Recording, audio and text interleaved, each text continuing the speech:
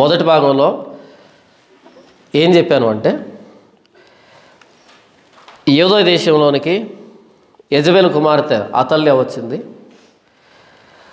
అతల్య అనేకమైన విగ్రహారాధన, అనేకమైన భ్రష్టత్వంతో ఉన్నటువంటి కార్యక్రమాలు తీసుకుని వచ్చింది. యూదా దేశాన్ని భ్రష్టు పట్టించింది. కాబట్టి బాధ్యత కలిగినటువంటి, చరిత్ర తెలిసినటువంటి, దేవుని ప్రణాళిక తెలిసినటువంటి యెహోయాదా తిరుగుబాటు ప్రేరేపించాడు అతల్య మీద. ఈ తరంలో కూడా అపోస్తలులు మనకు అందించినటువంటి, అపోస్తలు చెప్పనటువంటి, వాక్యంలో లేనటువంటి అనేకమైన అన్య సంప్రదాయాలు వ్యక్తులు వారి వారి స్వార్థ ప్రయోజనాల కోసం, వారి వారి సామ్రాజ్య నిర్మాణం కోసం క్రైస్తవాన్ని భ్రష్టు పట్టిస్తున్నారు. కాబట్టి యెహోయాదా ఎలాగైతే అతల్యాన్ని ఎదిరించాడో మనం కూడా మన సమకాలీన ప్రపంచంలో మనం తిరుగుబాటు చేయాలి, అబద్ధం మీద తిరుగుబాటు చేయాలి, అసత్యాన్ని ఎదిరించాలి, అసత్యాన్ని చూసి చూడనట్టుగా ఉండకూడదు, ఎదిరించాలి, ప్రాణాన్ని తెగించి ఎదిరించాలి అన్నది మొదటి భాగంలో మనం చూస్తున్నాం. ఈ రెండవ భాగంలో మీకు ఒక ప్రశ్న రావచ్చు, అన్న ఏమంత కొంపలు మునిగాయి, అంత బాగానే ఉంది కదా అని మీకు అనిపిస్తుందేమో. దీనికి మీకు వివరించే ప్రయత్నం చేస్తాను. ఈరోజు క్రైస్తవ సమాజంలో స్వస్థత మహాసభలు జరుగుతున్నాయి. ఏం జరుగుతున్నాయి? స్వస్థత మహాసభలు జరుగుతున్నాయి. మీకు అర్థం కావడానికి మన గేట్ దగ్గర బోర్డు పెట్టాను అనుకోండి, ఈరోజు అన్నదాన కార్యక్రమం అని పెట్టాను అనుకోండి. దాని అర్థం ఏంటి? ఎంతమంది వచ్చినా సరే ఇక్కడ భోజనం వడ్డించబడుతుంది అని. ఈ బోర్డును చూసి మీరు వచ్చారు. టీవీలో యాడ్ ఇచ్చేసాను, న్యూస్ పేపర్లో యాడ్ ఇచ్చేసాను, రకరకాల సోషల్ మీడియాలో యాడ్ ఇచ్చాను. ఏమని? కొత్త రోడ్డు చర్చి దగ్గర ఈరోజు అన్నదాన కార్యక్రమం అని పెట్టాను. మీరు చూశారు, వచ్చారు. మీరు వచ్చిన తర్వాత మీకు భోజనం పెట్టలే నేను. అప్పుడు మీరు నన్ను ప్రశ్నిస్తారు, అదేంటంటే అన్నదాన కార్యక్రమాన్ని బోర్డు పెట్టారు కానీ మాకు భోజనం పెట్టలేదంటే మమ్మల్ని ఎదురిస్తావా? నన్ను ఎంత మాట అంటావా? నువ్వు భోజనం తినడానికి అర్హుడు కాదు కాబట్టి నీకు భోజనం పెట్టలేదు అన్నాను అనుకో. అలాంటప్పుడు కింద రాయాలి, భోజనం తినడానికి అర్హత ఏంటంటే అని రాయాలి కదా. అన్నదాన కార్యక్రమం పెట్టిన తర్వాత ఎవరు వచ్చినా భోజనం పెట్టాలి. ఒకటే క్వాలిఫికేషన్, ఆకలి అవుతూ ఉంటే చాలు. అన్నదాన కార్యక్రమానికి క్వాలిఫికేషన్ ఏంటంటే ఎదురుగా ఉన్న వ్యక్తి ఆకలి అవుతూ ఉండాలి. ఆకలి అయ్యేవాడే వస్తాడు, ఆకలి కాని రాడు కదా. వచ్చిన ప్రతి ఒక్కరికి భోజనం పెట్టాలి. భోజనం పెట్టలేదంటే అర్థం ఏమని? నేను మోసగాడిని అని. అవునంటారు కదంటారు. స్వస్థత మహాసభలు అని బోర్డు పెట్టిన తర్వాత ఎవరు వస్తారు అక్కడికి? రోగులు వస్తారు, ఆరోగ్యం బాగలేని వాళ్ళు వస్తారు. ఏం చేయాలి? వాళ్ళకి స్వస్థత చేయాలి. ఎంతమందికి? అందరికీ చేయాలి. ఒకవేళ చేయకపోతే బోర్డుకి జరుగుతున్న కార్యక్రమానికి మ్యాచ్ కాలేదు, మోసగాడివి అని అర్థం. అవునా? నేనేమైనా తప్పు మాట్లాడానా? నిజమే మాట్లాడుతున్నా కదా. బోర్డు అన్నదాన కార్యక్రమం అంటే భోజనం వడ్డించాలి, ఎంతమంది వచ్చినా వడ్డించాలి. వాళ్ళు ఆకలి అవుతుంది, భోజనం లేక వచ్చారు, వడ్డించాలి అంతే. నీ దగ్గర భోజనం లేదా, బోర్డు దించేసాయి. నీ దగ్గర భోజనం లేదా, స్తోమత లేదా, ఏమి ఇబ్బంది లేదు, బోర్డు పెట్టకు, పెట్టిందని చించేసాయి. స్వస్థత మహాసభలని పేరు పెడితే ఏం జరగాలి? స్వస్థత జరగాలి. దేనికి జరగాలి? ఎయిడ్స్కు స్వస్థత జరగాలి, క్యాన్సర్కి స్వస్థత జరగాలి, కాళ్ళు రెండు లేనటువంటి వ్యక్తికి కాళ్ళు రావాలి, కళ్ళు లేని వ్యక్తికి కళ్ళు రావాలి, మోగవాడు మాట్లాడాలి, చిన్న పెద్ద లేదు, ప్రతి దానికి స్వస్థత రావాలి. ఎందుకని? బోర్డు పెట్టిందే స్వస్థత అని. అది ఎలా కుదురుతుందండి? క్యాన్సర్ ఎలా బాగా అవుతుందంటే స్వస్థత చేసేది నువ్వు కాదు కదా, దేవుడు కదా. దేవుడికి సాధ్యం కానిదంటే ఏది లేదు కదా. కాబట్టి అందరికీ స్వస్థత రావాలి. అలా రాదండి అంటే బోర్డు పెట్టద్దు. సువార్త సభలను పెట్టి సువార్త చెప్పు. ఎవరు అడగరు. సువార్త సభలను పెట్టి ప్రభువైన యేసుక్రీస్తు వారు మీ పాపాల కోసం ప్రాణం పెట్టాడు, ఆయన దగ్గరకు వచ్చి మారు మనసు పశ్చాత్తాపం ద్వారా బాప్తీసం తీసుకుంటే ప్రభువైన యేసుక్రీస్తు వారిని సొంత రక్షకుడిగా అంగీకరిస్తే మీ పాపాలు కడిగివేయబడతాయి, మీరు చనిపోయిన తర్వాత పరలోక రాజ్యానికి వెళ్తారు, ఈ భూమి మీద ఉన్నంతకాలం నూతన సృష్టిగా బ్రతుకుతారు, ప్రత్యేకమైన వ్యక్తులుగా ప్రభువైన యేసుక్రీస్తు వారికి సాక్షులుగా బ్రతుకుతారు అని చెప్పు. ఎవరైనా వచ్చి స్వస్థత చేయండి అంటే ప్రార్థన చేస్తారని ప్రార్థన చేయండి. స్వస్థత వస్తే దేవుని స్తోత్రం, స్వస్థత రాకపోయినా దేవుని స్తోత్రం. కారణం ఏంటంటే నువ్వు చెప్పలే స్వస్థత వస్తుందని, సువార్త మహాసభ అని పెట్టావు. అప్పుడు నీ మీద దోషం ఉండదు. ఎప్పుడైతే నువ్వు సువార్త మహాసభ అని పెట్టి వచ్చిన వాడికి స్వస్థత రాలేదో అప్పుడు వెక్కిరించబడుతూ ఉన్నది నువ్వు కాదు, ఎవరు? దేవుడు. బైబిల్లో ప్రభువైన యేసుక్రీస్తు వారు చేసిన స్వస్థతలు వెక్కిరించబడుతున్నాయి. మనం యేసుప్రభు అలా చేశాడు ఇలా చేశాడు అనగానే వాళ్ళే అనుకుంటారు తెలుసా, ఇలానే చేస్తుంటాడు ఆయన కూడా అని అనుకుంటారు. ఎందుకని? వాళ్ళకి తెలియదు కాబట్టి. మా నాన్న ప్రతిరోజు నిత్యాన్నదానం చేస్తూ ఉన్నాడు అనుకో. ఆయన బ్రతికినంతకాలం ప్రతిరోజు ఏం చేసేవాడంట? నిత్యాన్నదాన కార్యక్రమం చేసేవాడు. ఆయన చనిపోయాడు. ఆయన గురించి చాలామంది విన్నారనుకో, పలానా వ్యక్తి నిత్యాన్నదాన కార్యక్రమం చేశాడంట అని విన్నారు అందరు చాలామంది. ఇప్పుడు నేను ఆయన కొడుకునే, నేను సీన్లోకి వచ్చాను. అన్నదాన కార్యక్రమం బోర్డు పెట్టాను. అందరూ ఏం చేస్తారు? వాళ్ళ నాన్న చేసేవాడు కదా, అందరూ మాట్లాడుతున్నారు కదా, కాబట్టి ఈయన కూడా అలాగే చేస్తాడని వచ్చారు చాలామంది. కానీ నేను భోజనం పెట్టలే, ఎవరికి కసురుకుంటున్నా. ఎవరు రమ్మన్నారా? ఎక్కడి నుంచి వస్తుందరా? మీరు పండించారా అని అంటున్నాను అనుకో. ఇప్పుడు పరువు ఎవరిది పోతుంది? నాదా, మా నాన్నదా? వీళ్ళ నాన్న కూడా ఎలా పెట్టుంటాడు, అవునా? వీళ్ళ నాన్న గురించి చాలా గొప్పగా విన్నాం, కానీ వీళ్ళ నాన్న కూడా ఇలాగే పెట్టుంటాడు అనేటువంటి మాట వస్తుందా రాదా? ఇప్పుడు నేను అన్నదాన కార్యక్రమం చేయలేదు అన్నది కాదు ఇక్కడ ప్రశ్న. మా నాన్న చేసిన అన్నదాన కార్యక్రమాన్ని గంగలో కలిపేశానని అర్థం. ఇంకోసారి చెప్తా వినండి. నేను అన్నదాన కార్యక్రమం చేసే దాంట్లో విఫలమయ్యాను అన్నది కాదు ఇక్కడ ప్రశ్న. మా నాన్న చేసినటువంటి ఆ ప్రయాసం అంతటినీ గంగలో కలిపేశాను. నేను చేసినటువంటి ఈ పనికి మా నాన్న పరువు పోయిందని అర్థం. అలాగే స్వస్థత మహాసభలని బోర్డు పెట్టి మనము స్వస్థత చేయకపోతే, ఏ కారణమైనా చెప్పు, స్వస్థత చేయకపోతే యేసు ప్రభు చేసిన స్వస్థతలు వెక్కిరించబడతాయి. ఆయన కూడా అలాగే చేస్తుంటాడులే అనే దగ్గరకు వస్తుంది విషయము. అపోస్తులు చేసిన స్వస్థతలు వెక్కిరించబడతాయి, వాళ్ళు కూడా అలాగే చేస్తుంటారులే అని అనుకుంటారు. నీకు స్వస్థత చేసే వరం లేదా? మంచిది, సువార్త చెప్పు. మనుషులను రాబట్టడానికి స్వస్థత మహాసభలనే బోర్డులు పెడుతున్నారు. అన్న ఇందులో ఏముందని అంత దీర్ఘాలు తీస్తున్నారు? చెప్తాను. పోయిన వారం అంతా పాల్ జీసస్ని ఇంటికి సిఎంసికి తిప్పాను. సిఎంసి తెలుసు కదా, క్రిస్టియన్ మెడికల్ కాలేజ్ వేలూరు ఉంది కదా, అక్కడ తిప్పాను.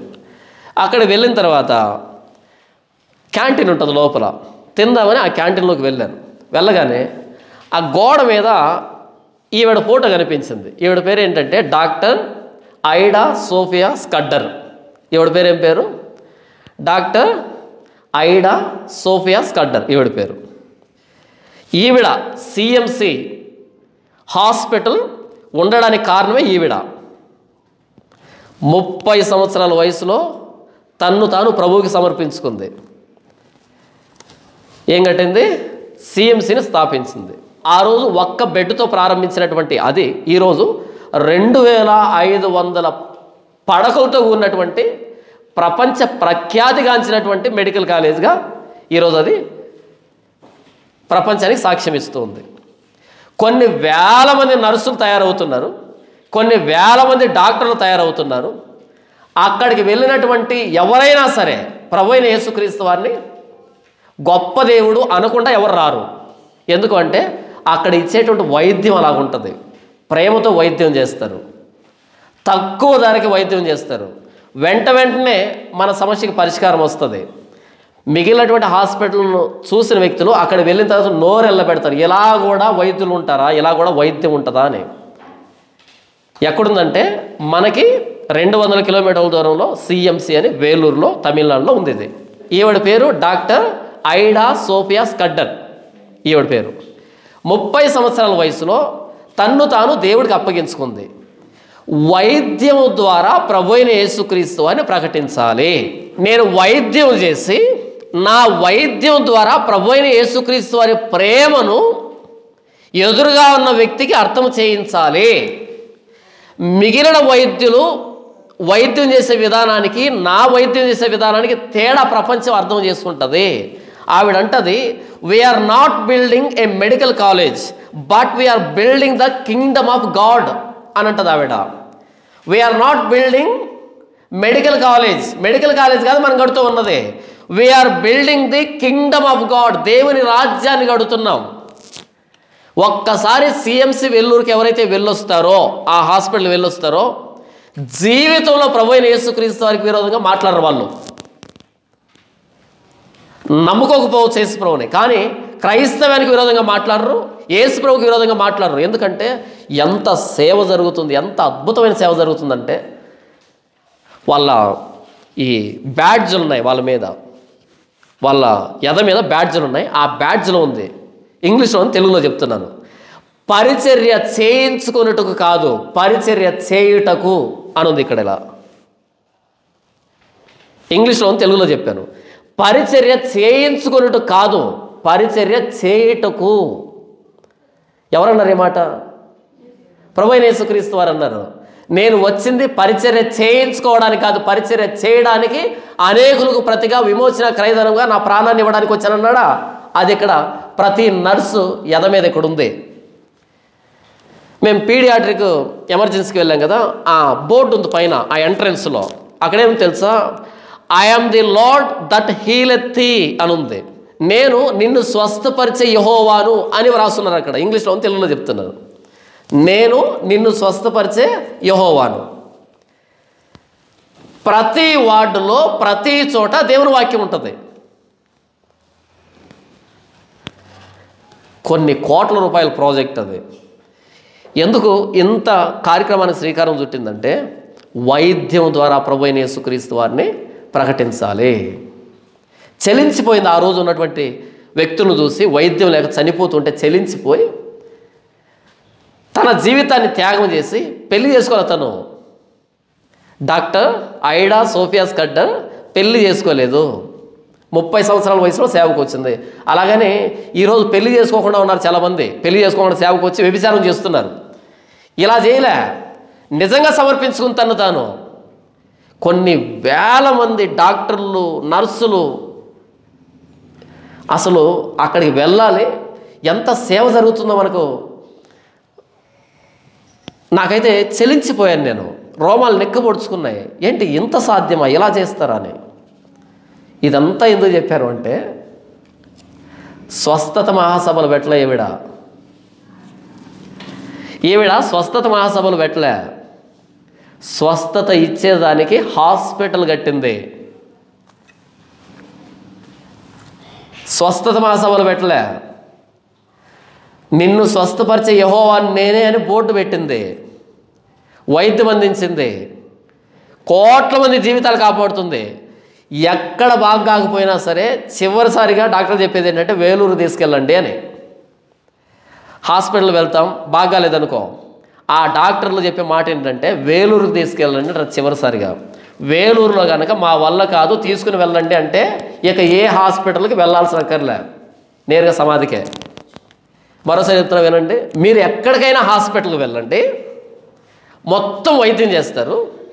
చివరిలో వాళ్ళ వల్ల కాకపోతే ఈ వ్యక్తిని ఇమ్మీడియట్గా వేలూరుకు తీసుకెళ్ళండి, సిఎంసికి తీసుకుని వెళ్ళండి అంటారు. నేను చాలా చోట్ల విన్నాను. సిఎంసికి తీసుకుని వెళ్ళిన తర్వాత వాళ్ళు మా వల్ల కాలేదు అన్నారు అంటే ఆ వ్యక్తిని సమాధికి తీసుకుని వెళ్ళొచ్చు. ఇక వేరే హాస్పిటల్ అక్కర్లే. అలాంటి గుర్తింపు దక్కించుకుంది సిఎంసి. ఫైనల్ టచ్ అది. సిఎంసిలో బాగా కాలేదంటే ఇంకెక్కడ బాగా కాదు, ఎక్కడ బాగా కాకపోతే సిఎంసిలో బాగా అవుతుంది. అంత అద్భుతమైన నాణ్యమైన వైద్యం అందిస్తున్నారు. ఇంతవరకు అర్థమైందా? ఇప్పుడు మరలా స్వస్థత సువార్త మహాసభల దగ్గరకు వద్దాం. ఈ పోరంబోకులు స్వస్థత సువార్త మహాసభలు పెట్టి ఇలా జీవితాలను త్యాగం చేసుకుని వైద్యం ద్వారా ప్రభు అయిన యేసుక్రీస్తు వారి సామ్రాజ్యాన్ని కట్టడానికి తమ్మును తాము అర్పించుకున్నటువంటి ఇలాంటి వారి పరువుని గంగలో కలుపుతున్నారు. ఇంకోసారి చెప్తున్నాను, అర్థం చేసుకునే ప్రయత్నం చేయండి. ఈవిడ స్వస్థత మహాసభ పెట్టలే, ఎకరాల్లో కట్టేసింది, అంతస్తులంతలు కట్టేసింది. నిస్వార్థమైన సేవ. మీరు కడపకు వెళ్ళారనుకోండి, ఫీజు ఒక మెడికల్ టెస్ట్కి 400 ఉందనుకోండి, సిఎంసిలో 400 ఉంటుంది. 500 ఉందనుకోండి, ఇక్కడ కూడా 500 ఉంటుంది. ఎక్కువ మాట్లాడితే తక్కువ ఉంటుంది. ప్రైవేట్ ఆసుపత్రే కానీ చాలా తక్కువ ఉంటుంది. ఇక్కడ అయ్యేదాంతో అక్కడ బాగా అవుతుంది. కానీ ఇక్కడ తగ్గించేదానికి ప్రయత్నం చేస్తారు, బాగు చేసేదానికి ప్రయత్నం చేస్తారు. వాళ్ళు పేషెంట్ పట్టుకునే విధానం ఎలాగుంటుందంటే ఒక తల్లి బిడ్డను పట్టుకున్నట్టుగా ఉంటుంది. మీకు అర్థమవుతుంది నేను చెప్పేది? వాళ్ళు పేషెంట్ని ఎలా పట్టుకుంటారు అంటే తల్లి బిడ్డను తగిలినట్టుగా ఉంటుంది ఆ స్పర్శ, తండ్రి బిడ్డను తగిలినట్టుగా ఉంటుంది ఆ స్పర్శ. డాక్టరు పేషెంట్ తగిలినట్టు ఉండదు.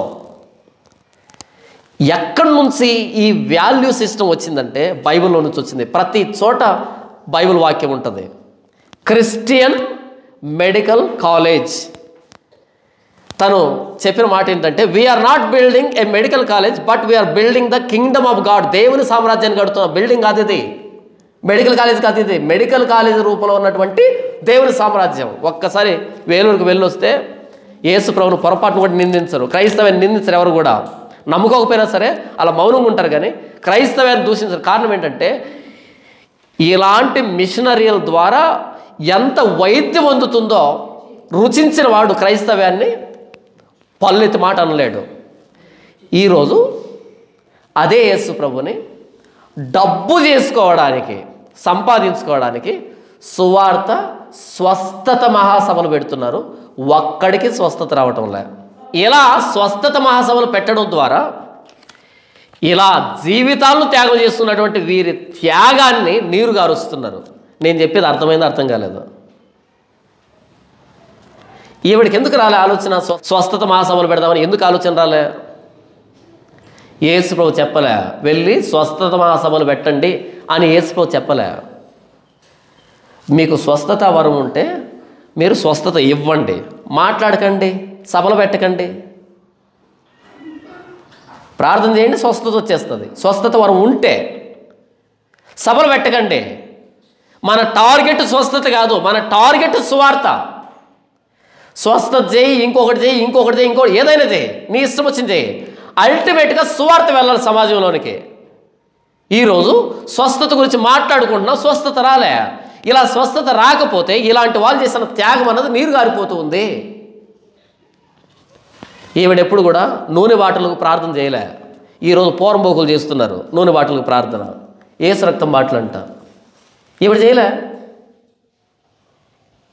ఈవిడ కళ్ళెదురుగా 3 వ్యక్తులు చనిపోతే చలించిపోయి నేను వైద్యం ద్వారా వీళ్ళని కాపాడి ప్రభు అయిన యేసుక్రీస్తు వారి గురించి చెప్పాలి అని తన గురి ఇంకొకటి అయితే వెళ్ళి ఎంబీబీఎస్ చేసి మరలా భారతదేశానికి వచ్చి, యుఎస్ఏ విడిదే, యునైటెడ్ స్టేట్స్, అమెరికా అత్యంత విలాసవంతమైన దేశం కదా అమెరికా అంటే. అక్కడి నుంచి ఇక్కడికి వచ్చింది, తమిళనాడు వేలూరుకు వచ్చింది. ఏముందని వచ్చింది? ఎప్పుడు 1900లో ఏముందని వచ్చింది? యేసు ప్రభు కోసం సేవ చేయడానికి వచ్చింది. ఈరోజు అదే యేసు ప్రభువుని అమ్ముకుంటున్నాం. అలా అమ్ముకుంటున్నామంటే ఇలాంటి వారి త్యాగాన్ని నిర్వీర్యం చేస్తున్నామని అర్థం. ఈరోజు ఇంత సేవ వేలూరులో జరుగుతూ ఉంటే కానీ క్రైస్తవులు ఎన్నెన్ని మాట్లాడుతున్నారో తెలుసా? భారతదేశంలో ఉన్న ప్రజలు ఎందును బట్టి? ఈవెన్ని బట్టా కాదు, ఈరోజు వచ్చినటువంటి దౌర్భాగ్యులను బట్టి. ఈవెన్ నూనె సీసాలు అమ్మలే, ఈవిడ కర్చీపులు అమ్మలే. ఎంతోమంది క్రైస్తవ మిషనరీలు అనాథాశ్రయాలు కట్టారు. ప్రార్థన చేసి దేవుడి మీద ఆధారపడి అనాథలకు తిండి పెట్టి అలా ప్రభు అయిన యేసుక్రీస్తు అని ప్రకటించారు. ఈరోజు గూగుల్ పే, ఫోన్పే అకౌంట్ నెంబర్లు పెట్టి అనాథాశ్రయాలు కడుతున్నారు. తేడా అర్థమైందా? మదర్ తెరీసా కుష్ఠరోగులకి ఆశ్రమాన్ని ప్రారంభించినప్పుడు పగులంతా ఇలా అడుక్కునే ఆ వచ్చిన దాన్ని తీసుకొచ్చి వీళ్ళకి పెట్టేది. ఈరోజు ఏమీ లేదు, గూగుల్ పే, ఫోన్పే పెట్టేస్తే వేసేవాళ్ళు వేస్తూ ఉంటారు. ఎంత వేశారో వేసినోడు తెలియదు. చూపించేది అనాథల్ని, తినేది మనం. ఆ రోజు వాళ్ళు ప్రారంభించిన అనాథాశ్రయాలని వెక్కిరించడం కాదా ఇది?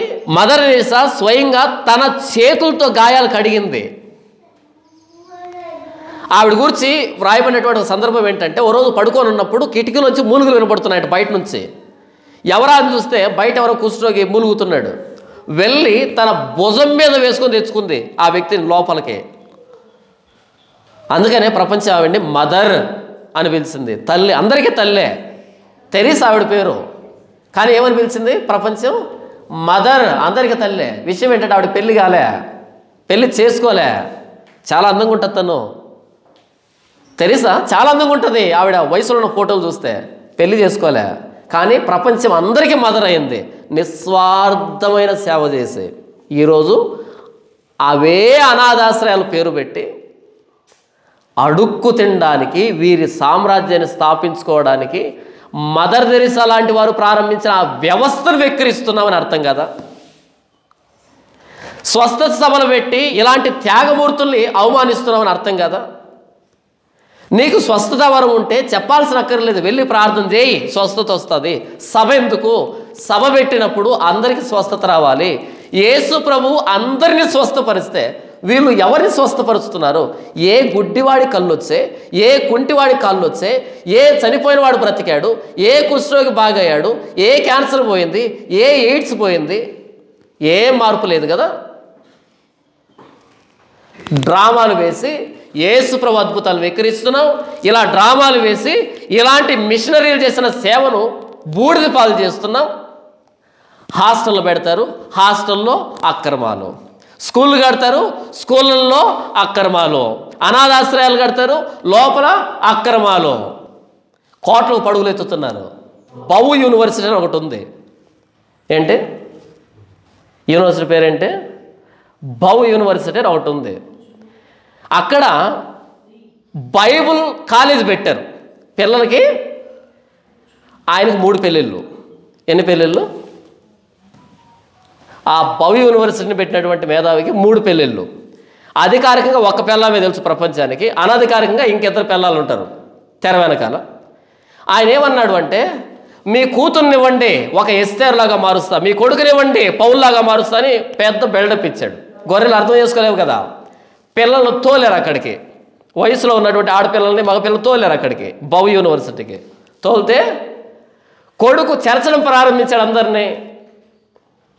ఎస్తేర్లాగా చేస్తానంటే అందరిని చెరచడం ప్రారంభించాడు. TV9లో, TV5లో, NTVలో దుమ్మెత్తిపోశారు. బైబిల్ నేర్పిస్తా అని చెప్పి వచ్చిన వారి మీద అత్యాచారం చేసి రోజుకొకరితో గడిపి ఇదేమి బైబిల్ నేర్పించడం అని అందరూ దుమ్మెత్తిపోశారు. టీవీలో వచ్చింది ఇది, చిన్న విషయం కాదు ఇది. అందరూ చూసారా? ఇప్పటికీ వాళ్ళు ప్రసంగాలు చేస్తే వింటున్నారు. మరలా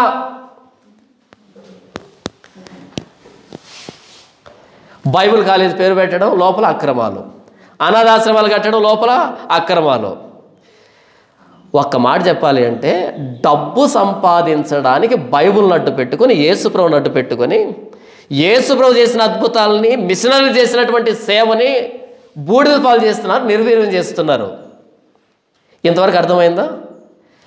ఇలాంటి దుష్టత్వాన్ని, ఇలాంటి భ్రష్టత్వాన్ని నీవు నేను ఎదిరించడం మాత్రమే కాదు, సమూలంగా నిర్మూలన చేయాలి. దీనికి ఈ 2వ భాగాన్ని మనం చూస్తాం. దినవృత్తాంతముల 2వ గ్రంథము 23వ అధ్యాయము 11వ వచనం వరకు మనం మొదటి భాగంలో చూసుకున్నాం. యోవాషుని రాజుగా పట్టాభిషేకం చేసేంత వరకు మనం చూసాం మొదటి భాగంలో. మరొకసారి 11వ వచనాన్ని నేను చదివి వినిపిస్తాను. అప్పుడు వారు రాజకుమారుని బయటకు తోడుకుని వచ్చి అతని మీద కిరీటం ఉంచి ధర్మశాస్త్ర గ్రంథమును అతని చేతికిచ్చి అతనికి పట్టాభిషేకం చేసిరే. యెహోయాదాయను అతని కుమారులను అతన్ని అభిషేకించి రాజు చిరంజీవియగునుగా కానిరే. యోవాషుని పట్టాభిషేకం చేశారు. అయిపోయిందా? యెహోయాదా కర్తవ్యం అయిపోయిందా? దావీదు వరుసలో ఉన్నటువంటి యోవాషును తీసుకుని వచ్చి పట్టాభిషేకం చేయడంతో యెహోయాదా కర్తవ్యం అయిపోయిందా? పని అయిపోయిందా? అయిపోలే. ఈయన రాజును చేయడం ఎంత ముఖ్యమో పరిపాలిస్తున్న అతల్యాను అంతమొందించడం కూడా అంతే ముఖ్యం. వాక్యం చెప్పడం ఎంత ముఖ్యమో వాక్యము కాని దాన్ని కోల్చడం కూడా అంతే ముఖ్యం. నేను వ్యవసాయం చేస్తానండి, ఎంతసేపు మొక్కలే నాడతానండి, మొక్కలకు నీళ్లు కడతానండి అంటే కుదరదు. అది కాదు వ్యవసాయం అంటే. మొక్కలను పాడు చేస్తున్నటువంటి క్రిమి కీటకాలని చంపడం కూడా వ్యవసాయమే. ఆ పంటని దోచుకు తింటున్నటువంటి పంది కొక్కుల్ని వల వేసి గోని సంచిలో బంధించి గిరగిరా తిప్పి నేలకేసి కొట్టడం కూడా వ్యవసాయమే కాదంటారా? మొక్కలకి నీళ్లు పట్టడం, ఎరువులు వేయడం వ్యవసాయం ఎలాగో ఇది మొదటి భాగం. రెండవ భాగం ఏంటంటే ఆ ధాన్యాన్ని దోచుకు తింటున్న పంది కొక్కుల్ని గోని సంచుల్లో వేసి గిరగిరా తిప్పి నేలకేసి కొట్టడం కూడా వ్యవసాయమే. ఆ పంటని నాశనం చేస్తున్న తెగుల్ని పిచికారి చేసి మందులు పిచికారి చేసి చంపడం కూడా వ్యవసాయమే కాదా? సేవ అంటే అర్థం ఏంటంటే మొదట యోవాషును రాజుగా చేయాలి, దావీదు సంతానాన్ని సింహాసనం మీద కూర్చోబెట్టాలి, వాక్యం చెప్పాలి, ధర్మశాస్త్రం ఏంటో చెప్పాలి. ఇది సేవలో మొదటి భాగం. రెండవ భాగం ఏంటంటే వాక్యం స్థానంలో పరిపాలన చేస్తున్నటువంటి అతల్యాన్ని, వాక్యం స్థానంలో పరిపాలన చేస్తున్నటువంటి భ్రష్టత్వాన్ని సమూలంగా కూకటి వేళ్లతో పెకలించాలి. ఇది కూడా పరిచర్యే. నేనేం తప్పు చెప్తున్నానా? ఎవరి మీదైనా కక్ష పెట్టుకొని మాట్లాడుతున్నానా? లేదే. నా దగ్గర 10 లక్షలు ఉంటే ఎవరికి ఇవ్వలే, ఎవరు నాకు మోసం చేయలే, కాబట్టి ఎవరి మీద నాకు కక్ష లేదు, అలాగని ప్రేమ కూడా లేదు. 12వ వచనం, పరుగులెత్తుచు రాజును కొనియాడుచు ఉన్న జనులు చేయి ధ్వని అతల్య విని యెహోవా మందిరమందున్న జనుల యొద్దకు వచ్చి, ఎప్పుడైతే పట్టాభిషేకం చేశారో యోవాషుకి, వెంటనే ఈ శబ్దం అంతా, ఈ కోలాహం సందడంతా అతల్యాకు వినిపించింది. పట్టాభిషేకం చేసినప్పుడు డ్రమ్స్ కొడతారు, రకరకాల వాయిద్యాలు వాయిస్తారు, కేరింతలు కొడతారు, ఓ హంగామా ఉంటుంది కదా. ఈ శబ్దం వినపడింది అతల్యాకి. పరుగు పరుగును వచ్చింది యెహోవా మందిరానికి. ఏం జరుగుతుంది అని వచ్చింది. 13వ వచనం, ప్రవేశ స్థలము దగ్గర ఉన్న అతనికి ఏర్పాటైన స్తంభం వద్ద రాజు నిలవబడి ఉండుటయు, అధిపతులను బోర్లు ఊదువారును రాజునొద్ద ఉండుటయు, దేశపు జనులందరూ సంతోషించుటయు, బోర్లతో నాదం చేయుచుండుటయు, గాయకులను వాయిద్యములతో స్తుతిపాటలు పాడుచుండుటయు చూచి వస్త్రములు చింపుకొని ద్రోహము ద్రోహం అని అరిచెను. ఎవరు? అతల్య. ఏది ద్రోహం? అతల్య చేసిన ద్రోహమా? యెహోయాదా చేసిన ద్రోహమా? ఒరే ఎందుకురా నూనె బాటలు నమ్ముకున్నారంటే మనల్ని చెడ్డ అంటున్నారు. ఏది చెడ్డ? నూనె బాటలు అమ్మడం చెడ్డ తప్ప, నూనె బాటలు అమ్మడం తప్పని చెప్పడం తప్ప. ఎవరు కేకలేస్తున్నారు ద్రోహం ద్రోహం అనే? అతల్య. ఏది ద్రోహం? ధర్మశాస్త్రం పట్టుకుని పరిపాలించవలసిన ఆ సింహాసనం మీద నుంచి సమస్త భ్రష్టత్వాన్ని, విగ్రహారాధనని యోదయ దేశంలో తీసుకుని వచ్చిన ద్రోహమా? మరలా ధర్మశాస్త్ర ప్రకారంగా రాజు పట్టాభిషేకం పొంది ధర్మశాస్త్ర పరిపాలన ప్రారంభం కావడం ద్రోహమా? ఎన్ని రకాల పండగలు, అన్నింటి ఉద్దేశం ఒకటే, పండగ అంటే ఎక్కువ పడుతుంది.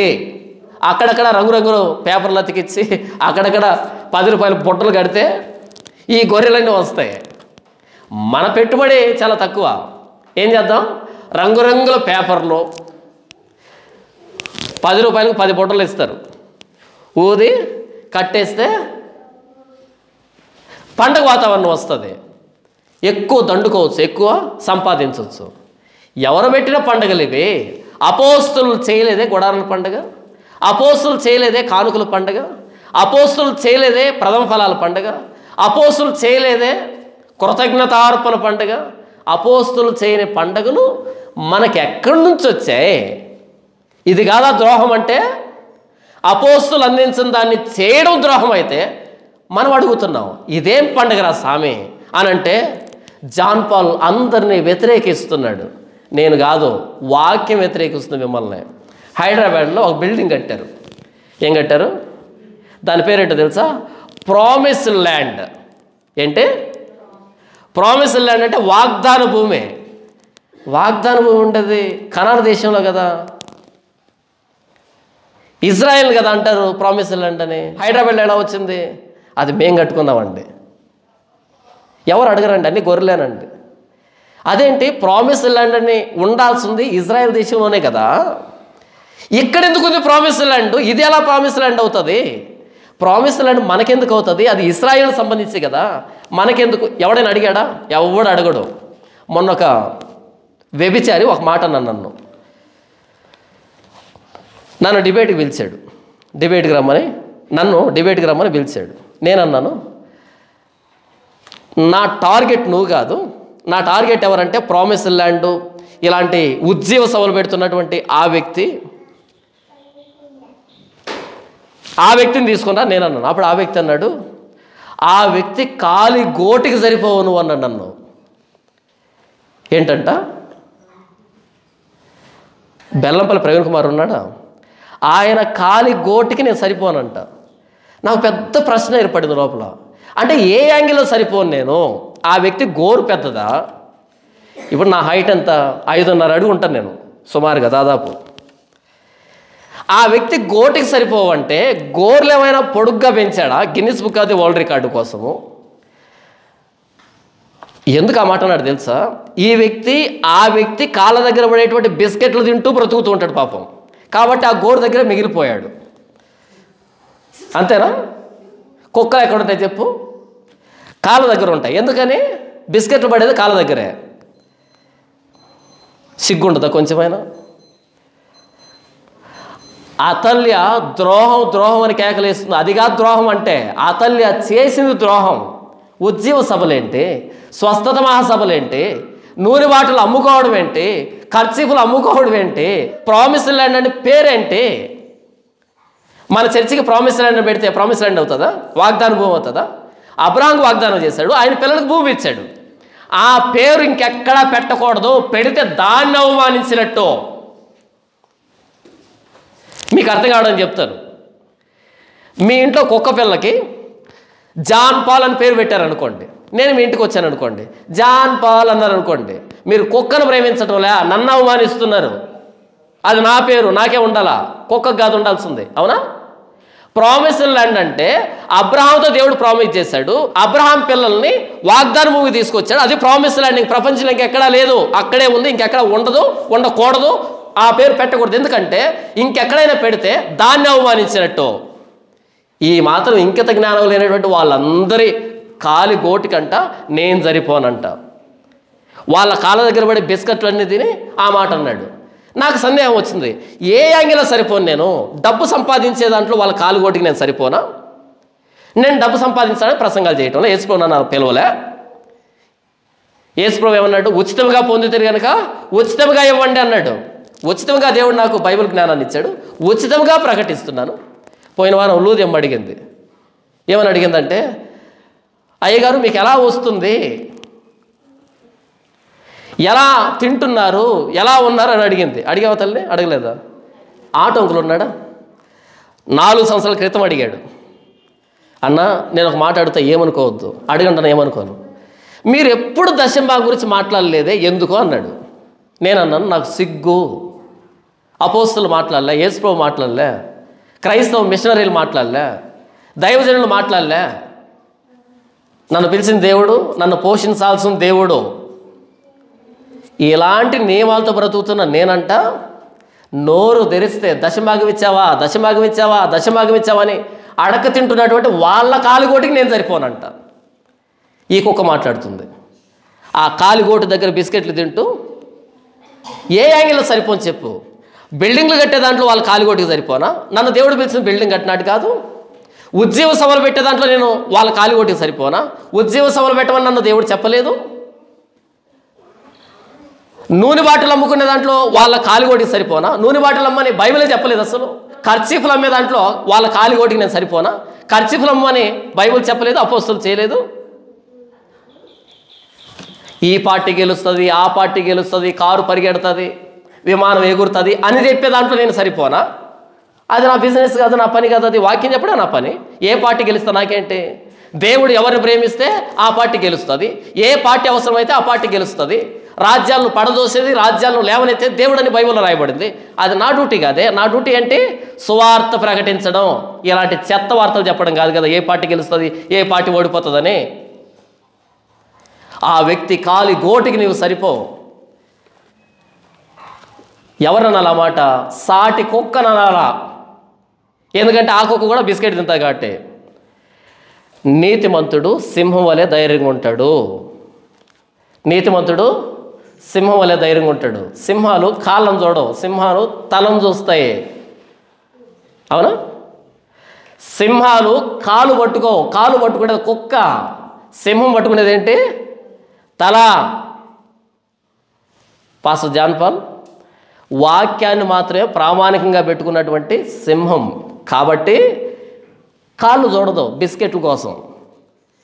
ఏ అయ్యగారు ఎంత బిస్కెట్ వేస్తాడు, ఆ అయ్యగారి మీద వచ్చే నిందలన్నీ మనం మోసుకుంటూ మనం కౌంటర్లు ఇస్తూ ఉండాలని.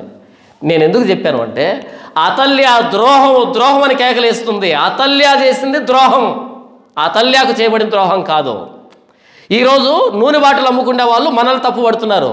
మనం తప్పు అని చెప్తే మనం తప్పు కాదు, వాళ్ళు చేసిన తప్పు.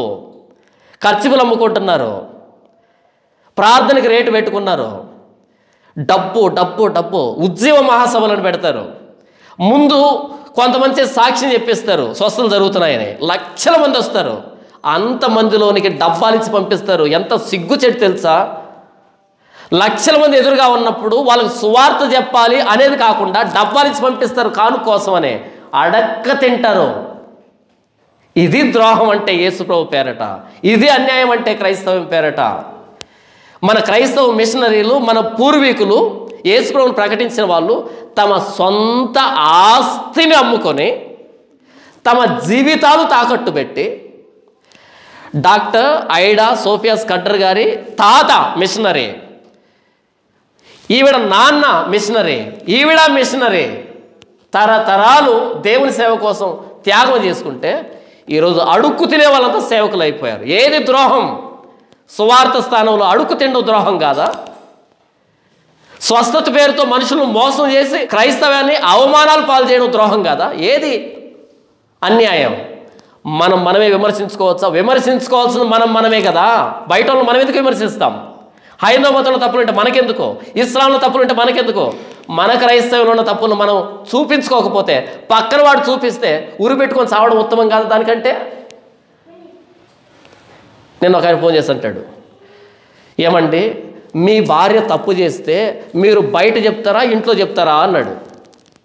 నా భార్య తప్పు చేస్తే ఇంట్లో చెప్తాను, కానీ క్రైస్తవ సంఘం ప్రపంచమంతా వ్యాపించింది కాబట్టి ప్రపంచానికి చెప్పాలి అని అన్నా. నా ఇంట్లో తప్పు జరిగితే ఇంట్లోనే చెప్తాను నేను. మరి ప్రపంచమంతా జరిగితే ప్రపంచానికి వినబడేటట్టుగా చెప్పాలి. లేదంట వాళ్ళ దగ్గరికి వెళ్ళి వాళ్ళతో పర్సనల్గా చెప్పాలంట. ఆడేమో నా చిన్నాన్న, ఆడేమో నా బామర్ద, ఏంటి రానిస్తారు దగ్గరికి? దేవుని దగ్గరికి సులభంగా పోవచ్చు మనం, కానీ వీళ్ళ దగ్గరికి పోలేరు. అతల్య ద్రోహం అని కేకలేస్తుంది. అతల్యకు చేయబడిన ద్రోహం కాదు, అతల్య చేసిన ద్రోహం. ఇదంతా నేను ఎందుకు చెప్తున్నాను అంటే, మనం చేస్తున్నది వాక్యానుసారం, కానీ బయట వాళ్ళు ఏమంటున్నారంటే మనం తప్పు చేస్తున్నాం అంటున్నారు. అతల్య అన్నట్టుగా ద్రోహం అంటుంది అతల్య. ఏది ద్రోహం? అతల్య రాజకుమారులందరినీ తరిమి నరికి చంపడం ద్రోహం కాదా? చిన్న పెద్ద తేడా లేకుండా నరికి చంపింది ద్రోహం కాదా అతల్య? అతల్య సింహాసనం మీద కూర్చోవడానికి రాజకుమారులందరినీ తరిమి నరికి చంపింది, కనికరం లేకుండా, దయ లేకుండా. తనతో పాటు కళ్ళెదురుగా తిరిగినటువంటి బిడ్డల్ని తను సింహాసనం మీద కూర్చోవడానికి నరికి చంపింది. అది కాదా ద్రోహం అంటే? అది కాదంట ద్రోహం అంటే. ఈవిడ సింహాసనానికి ఎసరు వచ్చింది, ఇది ద్రోహం అంట. ప్రాణం పెట్టిన యేసు ప్రభు ప్రాణత్యాగాన్ని ప్రకటించకుండా కట్టుకథలు, కల్పనా కథలు, పెట్టె కథలు, సోది కథలు, మోటివేషన్ స్టోరీస్, ఇన్స్పిరేషన్ స్టోరీస్ చెప్పి యేసు ప్రభుకు ద్రోహం చేసి వీళ్ళు తప్పు చేస్తున్నారంటే, మాకు విరోధంగా మాట్లాడుతున్నావేంటి? దైవజనులు దూషిస్తే శాపం వస్తుంది, జాగ్రత్త. గొర్రెలకు చెప్పు, జానపల్గా చెప్పాల్సి ఉంది. యేసు ప్రభుకు ద్రోహం చేసి వీళ్ళు మన దగ్గరకు వచ్చేప్పటికి ఏమన్నారు తెలుసా? సాటి సహోదరుణ్ణి ప్రేమించాలంట. యేసు ప్రభు ద్రోహం చేశారు, కానీ వీళ్ళు మనం ఏం చేయాలంట? ప్రేమించాలంట. ఏంటి, యేసు ప్రభు ద్రోహం చేసిన వాళ్ళు కూడా ప్రేమిస్తారా? అతల్య రాజకుమారుని చంపుతున్నప్పుడు కనికరం చూపించలే, అది ద్రోహం అనుకోలే, ఇప్పుడు ద్రోహం అని కేకలు వేస్తుంది. చూడండి, అప్పుడు యాజకుడైన యెహోయాదా యెహోవా మందిరంలో ఆమెను చంపవలదు, ఆమెను పంక్తుల అవతలకు తీసుకుని వెళ్ళి ఆమె పక్షము పూను వారిని కత్తివాత చంపుడని సైన్యముల మీద ఉన్న శతాధిపతులకు ఆజ్ఞ ఇచ్చెను. కాబట్టి వారు ఆమెకు దారి ఇచ్చి రాజనగరునతున్న గుర్రపు గుమ్ము యొక్క ప్రవేశ స్థలముకు ఆమె వచ్చినప్పుడు వారు ఆమెను అక్కడ చంపివేసిరి. అతల్యాను యెహోయాదా ఏం చేశాడు? వదిలిపెట్టాడు, చంపేశాడు. ఎందుకు చంపాడు? ఒక స్త్రీని చంపొచ్చా? యెహోయాదా అతల్యాను ఏం చేశాడు? క్షమాభిక్ష పెట్టలే, చంపాడు. ఎలా? కనికరం లేకుండా చంపించాడు. ఎందుకని? ఈవిడ కనికరం లేకుండా రాజకుమారులు అందరినీ చంపింది. దేవుని ప్రణాళికనే భంగపరిచేటువంటి భయంకరమైన ఆలోచన చేసింది. ఈవిడ మీద కనికరం చూపించడం ఏంటి? యేసు ప్రభు ప్రాణత్యాగాన్ని ప్రకటించవలసిన చోట వారి సొంత సామ్రాజ్యాలు నిర్మించుకుంటూ ఉంటే వాళ్ళను ప్రేమించడం ఏంటి? పోయి వాళ్ళ బదులు విగ్రహారాధికులు బయట వాళ్ళని ప్రేమించడం మంచిది. వాళ్ళకి అర్థమవుతుంది ప్రేమ. కానీ దేవుడికి ద్రోహం చేసిన తర్వాత సాటి సహోదరుని ప్రేమించాలంటే ఎవరికి చెప్తున్నావు కథలు? అతల్యాను యెహోయాదా ప్రేమించలే. తీసుకుని వెళ్ళి చంపండి. దేవాలయంలో కాదు, దేవాలయంలో ఇలాంటి రక్తం పడకూడదు, బయటికి తీసుకుని వెళ్ళి చంపండి. అబద్ధాన్ని చంపాలి, అసత్యాన్ని చంపాలి, అసత్యాన్ని నిర్మూలించాలి, అబద్ధ బోధనను నిర్మూలించాలి. భౌతికంగా చంపమని నేను చెప్పటం లే. ఈరోజు సువార్తను మార్చినటువంటి వ్యక్తుల్ని భౌతికంగా చంపమని చెప్పటం లే. నేను అసత్యం మీద యుద్ధం చేయాలి, ఉపేక్షించకూడదు. యెహోయాదా యోవాషును రాజును చేశాడు, నంబర్ 1. నంబర్ 2, అతల్యాను కడదేర్చాడు, చంపించాడు. ఈ 2 యెహోయాదా చేశాడు. ఇది మంచి పనే. ఈరోజు చాలామంది ఏమనుకుంటున్నారు అంటే, మేము వాక్యం మాత్రమే చెప్తాం, ఎవరిని విభేదించం, ఎవరితో శత్రుత్వం పెట్టుకోం, ఎవరిని తప్పను. ఎందుకని? వీళ్ళేదో పెద్ద మనుషులు అనుకుంటారేమో, వీళ్ళకి ఎంత ఉదార స్వభావం ఉంది, పెద్ద మనసు. కాదు. అలా ఎదిరించినప్పుడు అవకాశాలు తగ్గిపోతాయి. మీకు అర్థమైందా? మనం ఎప్పుడైతే ఒకదాన్ని తప్పని చెప్తామో ఆ వ్యక్తులు మనల్ని ఆహ్వానించరు, ఆ వ్యక్తులు మనల్ని చేర్చుకోరు, ఆ వ్యక్తులు మనకి అవకాశాలు ఇవ్వరు. కాబట్టి మనకు అవకాశాలు ఉండవు. మనకు అవకాశాలు లేకపోతే కానుకలు రావు. ఎందుకు వచ్చిన గొడవ? వాళ్ళనేమనకుండా వీళ్ళనేమనకుండా ఉంటే అందరికీ చుట్టాలం అవుతాం. మనం కనుక అందరి మోచేతి నీళ్ళు త్రాగడం అలవాటు చేసుకున్నాం అనుకో, ఊరంతా బంధువులే మనకి. అందరికీ కాళ్ళు ఒత్తుతూ, అందరి అడుగులకు మడుగులు ఒత్తుతూ ఉంటే ఊరంతా మనకు చుట్టాలే ఉంటారు.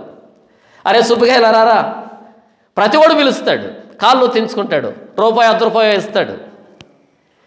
ఎప్పుడైతే నిలవబడి నువ్వు చేస్తున్న తప్పు అన్నావు అనుకో, మొత్తం ఊరంతా శత్రువు అవుతుంది. ఏది బాగుంది? ఊరందరితో శత్రుత్వం పెట్టుకోవడం మంచిదా? ఊరందరి దగ్గర చుట్టరేఖం పెట్టుకోవడం మంచిదా? ఊరందరితో శత్రుత్వం పెట్టుకున్నాం అనుకో, జీవితం చాలా కష్టంగా ఉంటుంది, చాలా కష్టంగా ఉంటుంది. అదే ఊరందరూ చుట్టాలు అయ్యారనుకో, ఒక్కొక్కడు 10 రూపాయలు వేసినా సరే ఆ చివరికి వచ్చేప్పటికి 500 అవుతుంది.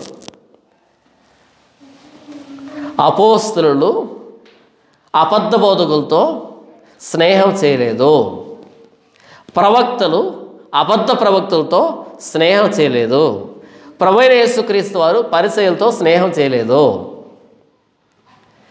ముక్కుసూటిగా వెళ్ళారు, తిన్నగా వెళ్ళారు, వాక్యానుసారంగా వెళ్ళారు. కనుకనే ప్రపంచం ఏ ప్రవక్తని మర్యాదగా సావనేలా. హేబేలు రక్తం మొదలుకొని జకర్యా వరకు అందరూ వధించబడ్డారు, రక్తం చిందించబడి చంపబడ్డారు. ఏ అపోస్తలుడు మర్యాదగా చనిపోయాడు? ప్రభువైన యేసుక్రీస్తు వారు ఎందుకు సిలువ ఎక్కించారు? ఆనాటి యూదా మతాన్ని ఎండగట్టాడు కాబట్టి కదా. మరి అలాంటప్పుడు ఈరోజు మనమంతా అందరితో స్నేహం చేస్తున్నామంటే యేసు ప్రభుని కదా మనం వెక్కిరిస్తూ ఉన్నది, వాక్యాన్ని కదా మనం వెక్కిరిస్తూ ఉన్నది. అతి తొందరగా డబ్బు సంపాదించాలంటే ఏకైక మార్గం ఏంటంటే, ఎవరైతే క్రైస్తవంలో సెటిల్ అయి ఉంటారో వాళ్ళని పొగడ్డమే.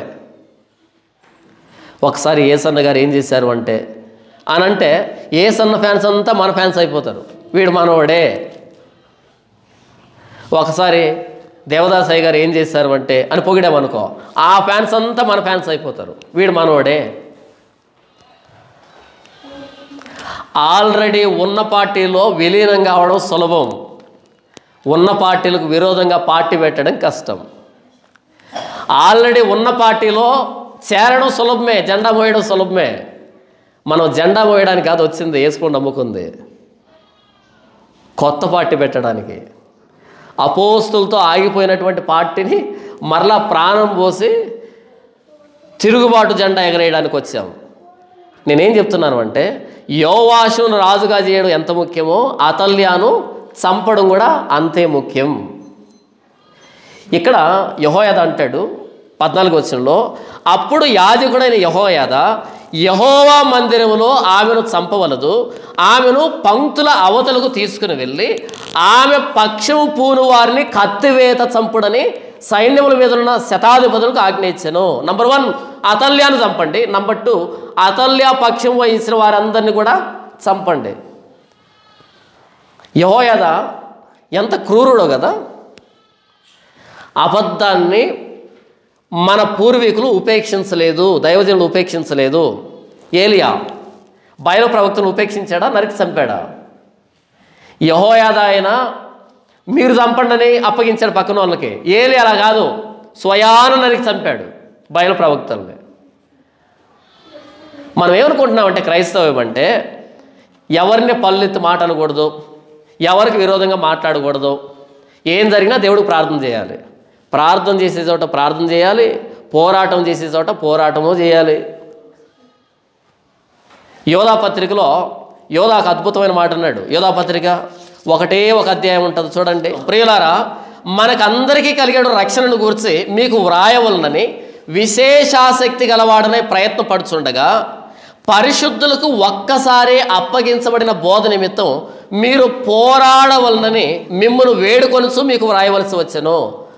బోధ నిమిత్తం పరిశుద్ధులకు ఒక్కసారి అప్పగించబడిన బోధ, అపోస్తులు మనకు బోధ అందించారు, దానికి తీసివేయకూడదు, కలపకూడదు అంతే. బైబిల్లో ఉన్నటువంటి మాటని తీసివేయకూడదు, కలపకూడదు, ఇంతే. దీనికి కలిపినా తీసివేసిన వాటితో మనం ఏం చేయాలి? పోరాటం చేయాలి. ఏం చేయాలి మనం? నేను చెప్తున్నానా పోరాటం చేయమని? అంటే మన పోరాటం భౌతికంగా ఉండదు, శరీర ప్రకారంగా ఉండదు మన యుద్ధం. అపోస్తలుడైన పౌలు అంటాడు, శరీర రీతిగా యుద్ధం చేయం, సిద్ధాంతపరంగా యుద్ధం చేస్తాం. సిద్ధాంతపరంగా యుద్ధం చేయాలి, పోరాటం చేయాలి. కానీ ఈరోజు వినబడుతున్న మాట ఏంటంటే, మనం ఎవరిని అనకూడదు, ఎవరిని విమర్శించకూడదు. సారీ, మీ మాట వినాలా, దేవుడి మాట వినాలనా? యోహాను రాసిన 2వ పత్రిక చూడండి, 9వ వచనం చూడండి. క్రీస్తు బోధ యందు నిలిచి ఉండక దానిని విడిచి ముందుకు సాగు ప్రతివాడును దేవుణ్ణి అంగీకరించిన వాడు. ఆ బోధ యందు నిలిచి ఉండేవాడు అంటే యేసుక్రీస్తు బోధను నిలిచి ఉండేవాడు తండ్రిని కుమారుని అంగీకరించేవాడు. ఎవడైనను ఈ బోధను తేక మీ యొద్దకు వచ్చిన యెడల వారిని మీ ఇంట చేర్చుకొనవద్దు, శుభమని వారితో చెప్పనవద్దు. ఎవరైతే ప్రభువైన యేసుక్రీస్తు వారి మాటను కాకుండా, బైబిల్లో ఉన్న సత్యాన్ని కాకుండా, అపోస్తలులు ప్రకటించిన సువార్తను కాకుండా వేరే బోధన తీసుకుని వస్తారో వాడితో శుభమని చెప్పొద్దు, వారిని మీ ఇంట్లో చేర్చుకోవద్దు. అలా చేర్చుకుంటారంట శుభమని వానితో చెప్పువాడు వాని దుష్టక్రియల్లో పాలువాడగును. నేను చెప్పటంలే, యోహాను చెప్తున్నాడు. ఎవరైతే బైబిల్లో ఉన్న సత్యాన్ని కాకుండా వేరే దాన్ని మీ దగ్గర తీసుకుని వస్తారో వానితో శుభమని చెప్పొద్దు, ప్రైజ్ లార్డ్ చెప్పొద్దు, వందనాలు చెప్పొద్దు, వాడిని మీ ఇంట చేర్చుకోవద్దు. అలా మీరు వాడికి వందనాలు చెప్పినా, వాడిని మీ ఇంట్లో చేర్చుకున్నా, వాడికి ₹1 కానుకిచ్చినా వాని దుష్టక్రియల్లో మీరు పాలి భాగస్తులు. మీరు ఒక త్రాచుపాముకి పాలు పోస్తున్నారనుకో, దాని అర్థం ఏంటంటే సమాజాన్ని ద్వేషిస్తున్నారని అర్థం, ఊర్లో ఉన్న వాళ్ళ మీద పగబట్టారని అర్థం. కుక్కకు పోయి పాలు కాపలా కాస్తుంది రాత్రి దొంగలు రాకుండా. కానీ త్రాచుపాముకు పాలు పోస్తే అది ఎంతమందిని గరిస్తే ఆ పాపంలో నువ్వు కూడా పాలు బాగా వస్తుడివే. అవునా? ఎవరికి పోయాలి పాలు? కుక్కకు పోయి త్రాగుతుంది, రాత్రంతా కాపలా కాస్తుంది. అలా సమాజాన్ని ప్రేమిస్తున్నామని అర్థం. అలా కాకుండా త్రాచుపాముకి పాలు పోస్తే సమాజాన్ని ద్వేషిస్తున్నామని అర్థం. ఎవడైతే దేవుని వాక్యానికి కలుపుతున్నాడో, తీసివేస్తున్నాడో, చెరుపుతున్నాడో ఇలాంటి వాడికి ₹1 డబ్బు ఇచ్చినా క్రైస్తవ్యాన్ని నవ్వులు పాలు చేసినట్టే అర్థం. ఎన్ని లక్షల రూపాయలు, ఎన్ని కోట్ల రూపాయలు యేసుప్రభు పేరట మంచివాడికి ఇవ్వచ్చు, సువార్త చేసేవాడికి ఇవ్వచ్చు. నిజంగా సువార్త చేసేవాడు అడగలేడు. సువార్త చేయకుండా ఉండేవాడు, దేవుని పేరును అడ్డు పెట్టుకొని సంపాదించేవాడు రకరకాలుగా అడుగు తింటాడు. మొన్న వీడియో చేశాను, అనాథ ఆశ్రమాల పేరట అన్యాయం జరుగుతుంది, దయచేసి ఆలోచించండి, డబ్బు పంపించకండి అని అంటే వెంటనే వీడియో పెట్టాడు ఆ వ్యక్తి, లైవ్ పెట్టాడు. లైవ్ ఏంటో తెలుసా? పలానా సహోదరుడికి ఆపరేషన్ ఖర్చు అవుతుంది 10 లక్షలు పంపించాలంట. ఇదేంటారు ఆయన? నేను వీడియో చేయకముందు ₹1,00,000 సరిపెట్టా, వీడియో చేసిన తర్వాత 10 లక్షల కేసులు పెట్టా. రండి ఆన్లైన్లోనే దానం చేద్దాం.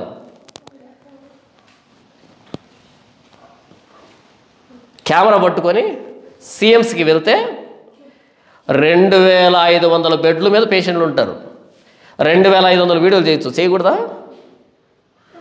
ఈ సహోదరుడికి బ్రెయిన్లో ప్రాబ్లం ఉంది, సహకరించండి. బెడ్ 1 అయిపోయిందా? బెడ్ 2, ఈ సహోదరుడికి గుండెలో ప్రాబ్లం ఉంది, సహాయం చేయండి. బెడ్ 3, ఈ సహోదరుడికి కిడ్నీలో ప్రాబ్లం ఉంది, సహాయం చేయండి. బెడ్ 4, ఈ సహోదరుడికి ఊపిరితిత్తులో ప్రాబ్లం ఉంది. 2500 వీడియోలు రావు? నీ దగ్గర ఉంటే ఇవ్వు, తప్పు లేదు, మంచిది. నీ దగ్గర లేదా? నీ సంఘములో అడుక్కో. మొత్తం ప్రపంచాన్ని అందులో పాలుభాగస్తులు ఎందుకు చేస్తున్నావు? ఎంత వచ్చింది, ఎంత ఇస్తున్నావు, ఎంత తింటున్నావు, ఎంత నీ స్వార్థం కోసం వాడుతున్నావు? ఇలాంటివన్నీ చూసి క్రైస్తవ్యాన్ని అసహించుకుంటుంది ప్రపంచం. అది వచ్చిన బాధ. అతల్యాను చంపాలి, యోవాషును రాజుగా చేయాలి, నంబర్ 1. నంబర్ 2, అతల్యాను చంపాలి. ఇది యెహోయాదా చేశాడు, మన పూర్వీకులు మనం నేర్పించారు.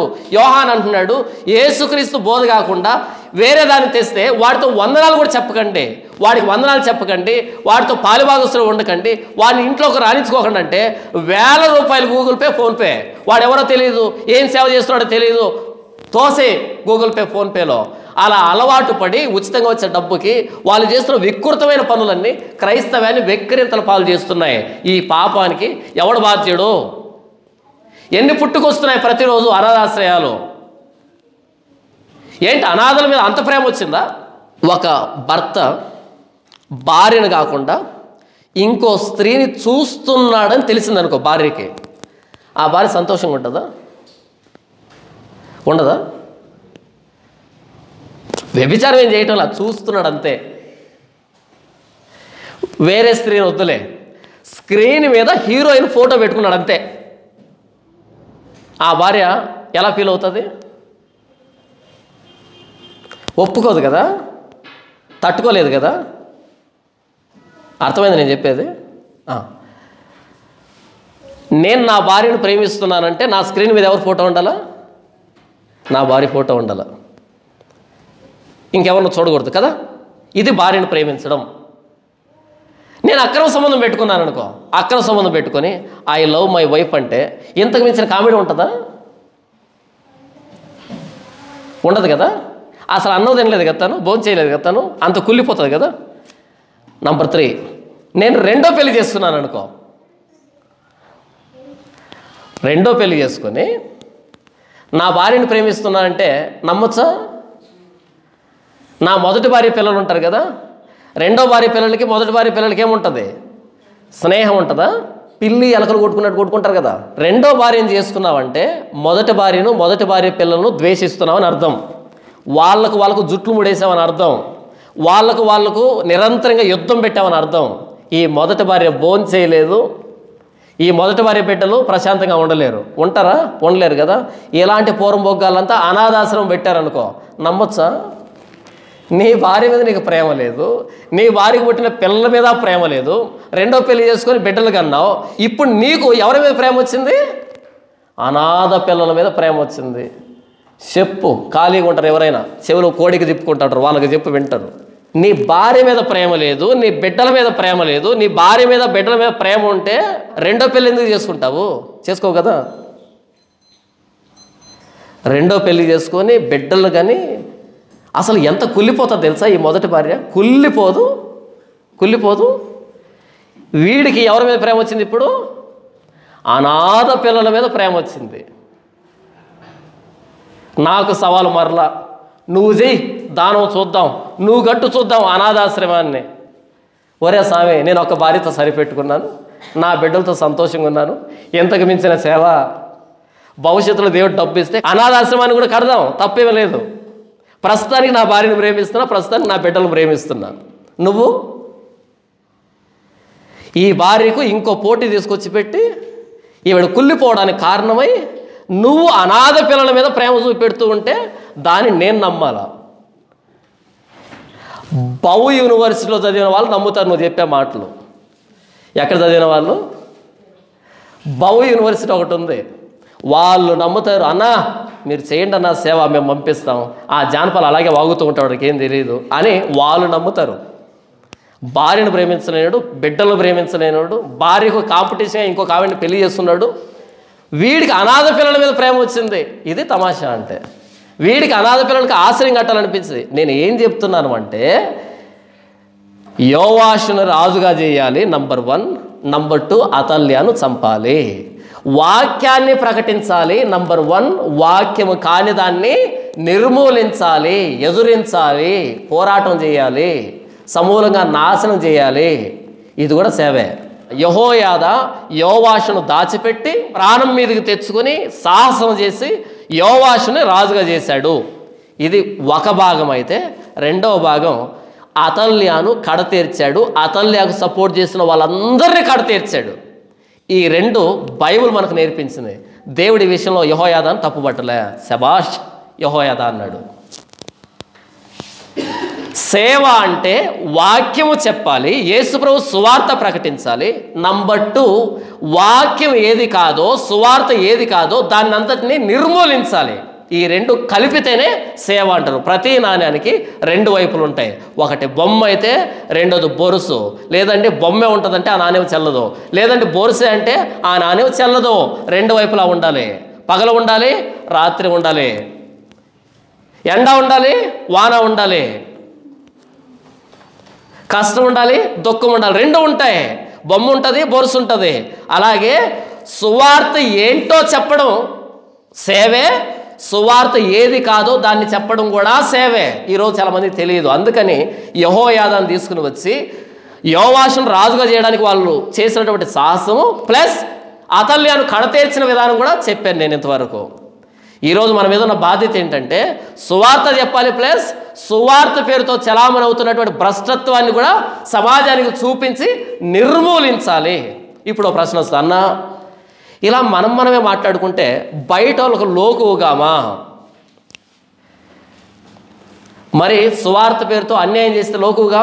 కల్వరి టెంపుల్ ఉంది, బెల్లంపల్లిలో చర్చిలు ఉన్నాయి, రకరకాల స్వస్థత శాలలు ఉన్నాయి. వీటన్నిటి ద్వారా దేవుని నామం గణపరచబడుతుంది అనుకుంటున్నారా?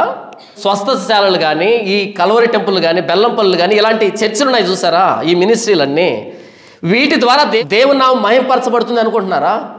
కాదు, అవమానించబడుతుంది. ఎవరైతే ఆ చర్చిలకు వెళ్తున్నారో వాళ్ళు అనుకుంటున్నారు ఇంతమంది వస్తున్నారు, ఏమి లేకపోతే వస్తున్నారా అని. బయటకు వెళ్ళి అడిగి చూడు, ఎంత ద్రోహం జరుగుతుంది క్రైస్తవం పేరుతో అని వాపోతున్నారు చాలామంది. వ్యాపారం జరుగుతుంది. నా బాధ ఏంటంటే యెహోయాదాను మరిచిపోయింది క్రైస్తవ్యం. బైబిల్ చదవడం మరిచిపోయి అందులో యెహోయాదా అనే ఒక ఆయన ఉన్నాడు చరిత్రలో, ఆయన యోవాషును రాజుగా చేశాడు. నంబర్ 2 అతల్యాను చంపాడనే విషయం తెలియదు చాలామందికి. అపోస్తలుడైన పౌలు నిరంతర పోరాటం ఎవరితో చేశాడు? అబద్ధ బోధకులతో కాదా? యోధా అంటున్నాడు, పరిశుద్ధులకు ఒక్కసారే అప్పగించబడిన బోధ నిమిత్తం మనం పోరాడాలి అన్నాడు యోధా, యేసుప్రభు తమ్ముడు. యోహాన్ అంటున్నాడు, యేసుప్రభు ప్రియ శిష్యుడు అంటున్నాడు, ఎవడైనా మేము చెప్పని బోధన మీ దగ్గర తీసుకుని వస్తే నంబర్ 1 వాడికి ప్రైజ్ రాడు చెప్పొద్దు. మనం అందరికీ చెప్పేస్తాం కదా ప్రైజ్ రాడు, నేను చెప్పను, మీరు చెప్తారు కదా. సంఖలో సంచి ఉంటే చాలు ప్రైజ్ రాడు అన్న అంటాం కదా. వాడి పాపంలో పాలిభాగస్తురాలువే, చెప్పకు. సంఖలో సంచిని చూసి Jesus saves you, Jesus loves you అనే బోర్డును చూసి ప్రైజ్ రాడు అన్నారు అనుకోండి, వాడి పాపంలో పాలిభాగస్తుడివి. నేను చెప్తున్నానా, బైబిల్ చెప్తుందా? ఈ బోధన తేక మీ వద్దకు వస్తే వానితో శుభమని చెప్పొద్దు, వాడిని మీ ఇంట చేర్చుకోవద్దు, లోపల పిలిచి కాఫీనో టీనో కూల్ డ్రింక్లో ఇవ్వకండి. ఇస్తే వాడి దుష్టక్రియల్లో పాలివాడవుతారు. మరి అలాంటప్పుడు గూగుల్ పే ఉందని, ఫోన్పే ఉందని, అకౌంట్ నెంబర్లు ఉన్నాయని వేలకు వేలు తోస్తున్నారే, వాడు ఎవడో, వాడు ఎలా బ్రతుకుతున్నాడు? వాడి ద్వారా దేవుని వాక్యం ఎంత అవమానానికి గురవుతుంది. ఏమాత్రం ఇంకిత జ్ఞానం లేకుండా తోస్తున్నారు. తోసి క్రొవ్వ పెట్టి క్రైస్తవాన్ని బజారు పాలు చేశారు. అతల్యాను చంపాలి. అతల్యాతో డిస్కషన్ లేదు ఇక్కడ. అతల్యాతో మాట్లాడేది ఏం లేదు. అతల్యాను చంపాలి. అతల్యాను సపోర్ట్ చేస్తున్న వాళ్ళందరినీ చంపాలి. జీవితాలను త్యాగం చేసి ఇంత అద్భుతమైన సేవ చేసిన వీళ్ళు ఎక్కడ? ఈరోజు స్వస్థత సభలు పెడుతున్నటువంటి ఈ గారడి గాళ్ళు ఎక్కడ? సపోర్ట్ చేస్తున్నాం అందరినీ. యెహోయాదా నేర్పించిన అది కాదు, సపోర్ట్ చేయకండి, చంపి పడేయండి అతల్యానే అని చెప్పాడు. మనం శరీరరీతిగా ఎవరిని దాడి చేయం, సిద్ధాంతపరంగా ఎక్కడిదక్కడ ఎండగడతాం. నూనె బాటలు అమ్మేవాడు సేవకుడు ఎలా అవుతాడు? ఖర్చీపులు అమ్ముకునేవాడు సేవకుడు ఎలా అవుతాడు? ఉపవాస ప్రార్థనల పేరుతో డబ్బు దండుకునేవాడు సేవకులు ఎలా అవుతాడు? సేవ అంటే 2 భాగాలు. 1 సువార్త చెప్పడము, 2 సువార్త కానిదాన్ని బహిర్గతం చేయడం. నేను ఎంతసేపు సువార్త చెప్తా అంటే మరి సువార్త కానిదాన్ని ఇంకెవరు బయలుపరచాలి, ఇంకెవరు బహిర్గతం చేయాలి? నేను ఎంతసేపు యోవాషును రాజుగా చేస్తా అంటే అతల్య బ్రతికి ఉంటే అంతమంది రాజకుమారులు చంపిన అతల్య ఎక్కువ మంది సైన్యాన్ని పోగేసుకుని వచ్చి యోవాషును, యెహోయాదాను, యెహోషాపాతును మొత్తం అందరినీ చంపదా? అతల్య బ్రతికి ఉంటే యెహోయాదాకు ప్రమాదమే, యోవాషుకు ప్రమాదమే, అందరికి ప్రమాదమే. అప్పుడప్పుడే రాజైనటువంటి యోవాష్కే ఇంత పవర్ ఉంటే 7 సంవత్సరాలుగా పరిపాలన చేసిన అతల్యకి ఇంకెంత పవర్ ఉంటుంది? కాబట్టి అబద్ధాన్ని ఉపేక్షించకూడదు, అసత్యాన్ని ఉపేక్షించకూడదు. సువార్త చెప్పడం పరిచర్యే, సగభాగమే అది.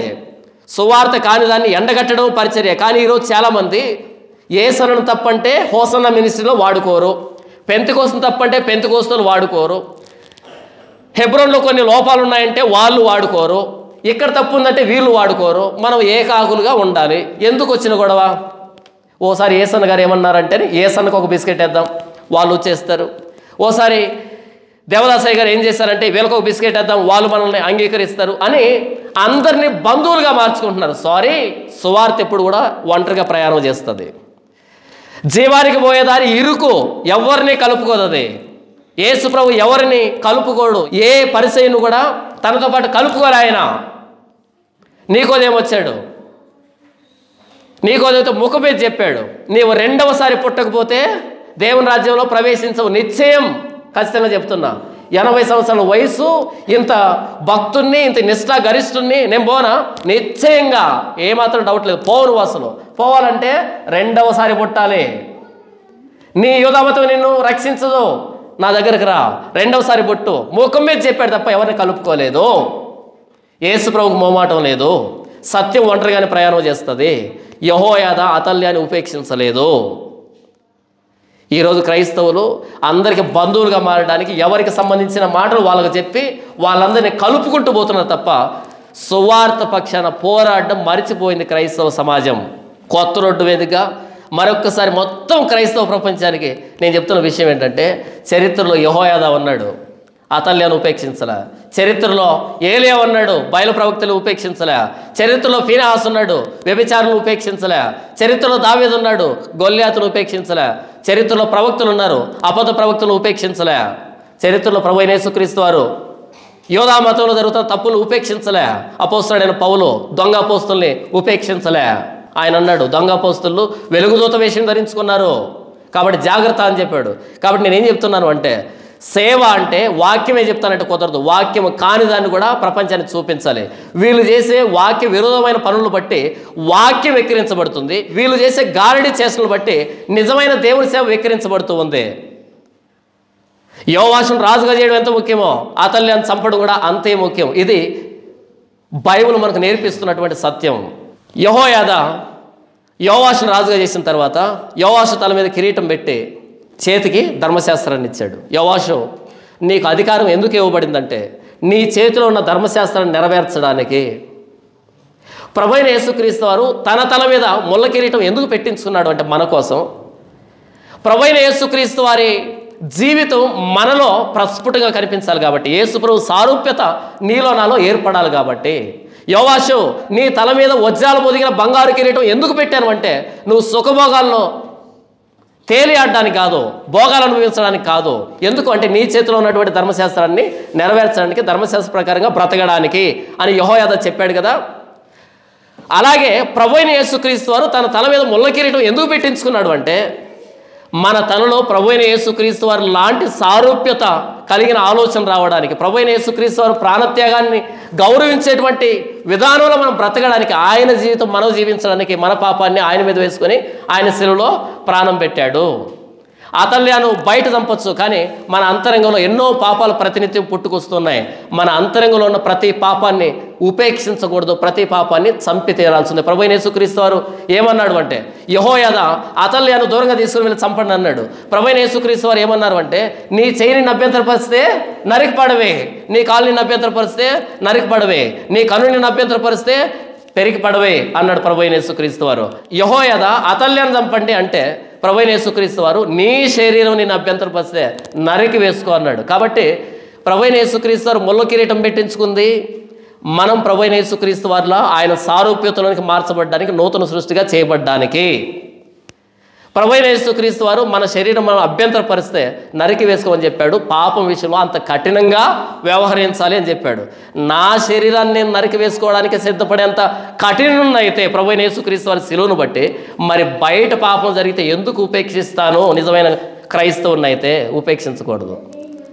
ప్రభువైన యేసుక్రీస్తు వారు నీ శరీరం నేను అభ్యంతరపరిస్తే నరికి వేసుకున్నాడు కదా, అంత కఠినంగా పాపం విషయంలో మనం వ్యవహరించాలి అని యేసు చెబితే, మరి బయట పాపం జరిగితే ఎందుకు ఉపేక్షిస్తాం? ఎందుకు పాపాన్ని ప్రేమిస్తాం? పాపం చేసామని ప్రేమిస్తాం, చెబుతాం, వినకపోతే ఎండగడతాం. ఇలా మనం చేయకపోతే మనం నిజమైన క్రైస్తవులు కాదు. పాపంతో పోరాటం చేస్తాం, అబద్ధబోధతో పోరాటం చేస్తాం, కానీ అబద్ధబోధ చేసేవారిని హక్కును చేర్చుకుంటే మనం క్రైస్తవులు కాలేము. యేసు ప్రభు రక్తంలో కడగబడిన వ్యక్తులం కాదు. చరిత్ర మనకి పదే పదే చెప్తుంది ఏంటంటే, యెహోయాదా చరిత్రలో యోవాషును రాజుగా చేశాడు, అతల్యాను కడతీర్చాడు. ప్రభువైన యేసుక్రీస్తు వారు శిలువలో ఎందుకు ప్రాణం పెట్టాడు అంటే, మనల్ని నూతన సృష్టిగా చేయడానికి, పాపంతో పాలుబారుగా ఉండడానికి కాదు. మనలో ఉన్న పాపాన్ని నరికివేస్తాం, బయట ఉన్న పాపాన్ని నరికివేస్తాం. ఎందుకంటే మనం మొదట దేవుణ్ణి ప్రేమిస్తున్నాం. దేవుణ్ణి ప్రేమిస్తాం కాబట్టి దేవునికి విరోధమైన ఏది కూడా లేకుండా నిర్మూలిస్తాం. ఎవడైతే దేవుడికి అనుకూలంగా బ్రతుకుతుంటాడో వాడిని ప్రేమిస్తాం, సహోదర ప్రేమ చూపెడతాం. దేవునికి ద్రోహం చేసేవాడిని ఎండగడతాం. ఇది దైవికమైన ప్రేమ. ఇది బైబిల్ మనకు నేర్పించింది. యెహోయాదా మనకు నేర్పించాడు. అతల్యాను చంపి తీరండి, యోవాషును రాజుగా చేయండి, అతల్యాను చంపండి. యెహోయాదా నేర్పించినటువంటి చారిత్రక పాఠం ఇది.